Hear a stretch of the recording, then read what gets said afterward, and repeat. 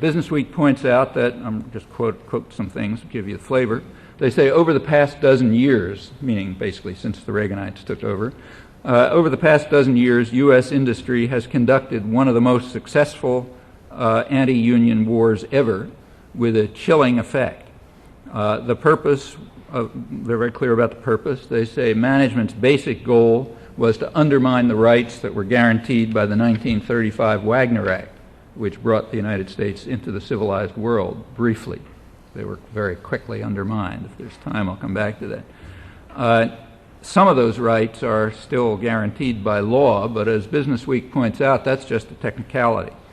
They don't make a comment on it, they just mention it. The basic method of this successful anti-union war was illegally, I'm still quoting, illegally firing thousands of workers for exercising their rights to organize.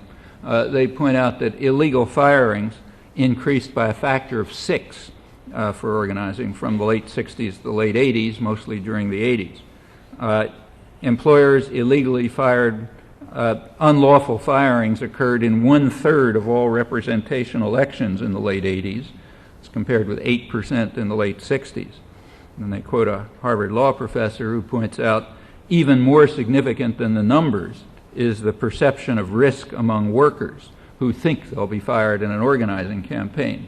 And that's true. Any union organizer can tell you that. If the chances are that the employers will be able to simply fire people who exercise their legal rights with government protection, the risk of even entering into an organizing campaign, which is not small, there's plenty of sacrifices involved, as you know, that increases enormously. In this respect, this is very much like these radically mislabeled free trade agreements. It's a lot of talk about job flow and stuff like that, which nobody can estimate, and it's kind of a minor factor anyhow.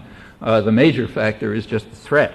The threat that jobs can move is enough to drive down wages and working conditions in the wealthier countries, and good behavior is meanwhile guaranteed elsewhere by terror and repression that American taxpayers pay for, so that they can undercut their own jobs and harm plenty of other people, as well as by driving peasants into the urban labor force in third world countries by programs to force them into agro-export for American agribusiness, and by flooding the countries with subsidized U.S. farm products, what's called aid or food for peace by the more hypocritical commentators.